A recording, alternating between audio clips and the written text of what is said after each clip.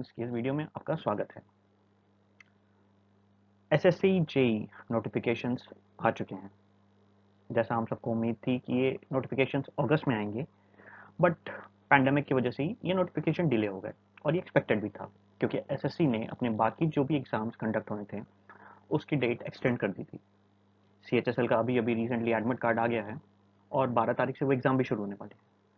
तो इसी के साथ साथ एसएससी ने जेई मतलब जूनियर इंजीनियर की जो वैकेंसीज होती हैं डिफरेंट डिपार्टमेंट्स के लिए आउट कर दिया है।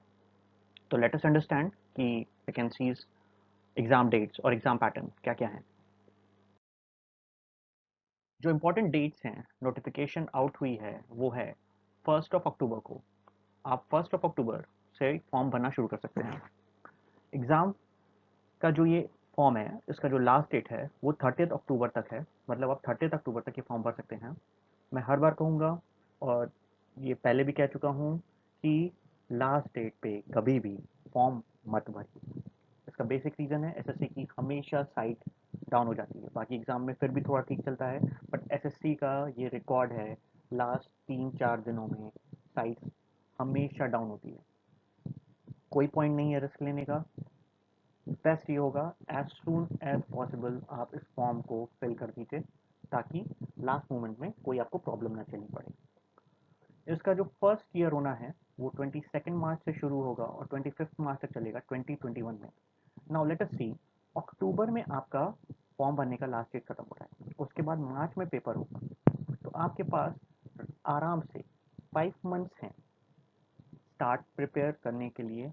और अभी से अगर आप इस पर फोकस करना शुरू कर देते हो तो आप आराम से अगले 5 महीने में इसका पूरा सिलेबस कंप्लीट कर सकते हो, 2 बार 3 बार रिवाइज कर सकते हो और सिलेक्शन फाइनलाइज कर सकते हो।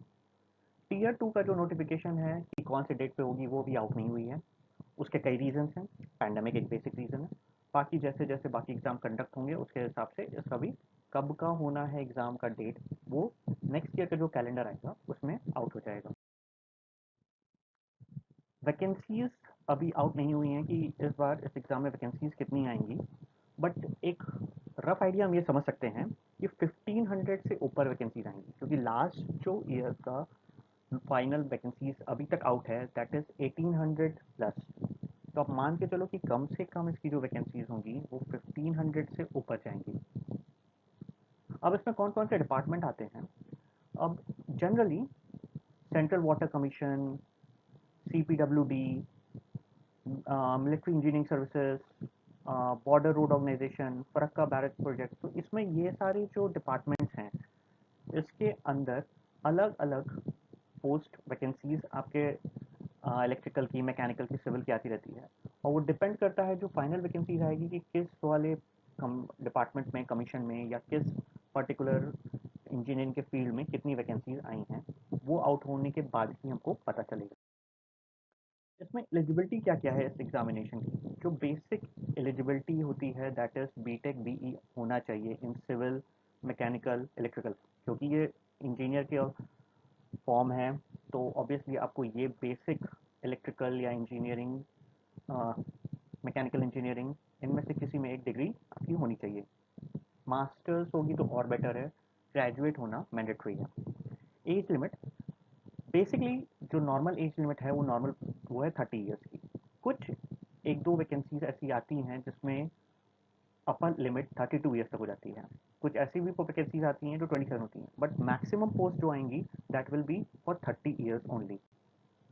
रिलैक्सेशन, जो आपको इसमें रिलैक्सेशन मिल रहा है वो SC को 5 ईयर्स का, OBC को 3 ईयर्स का, और PWD मतलब फिजिकली डिसेबल पीपल के लिए 10 ईयर्स तक का इसमें रिलैक्सेशन एज लिमिट में आपको।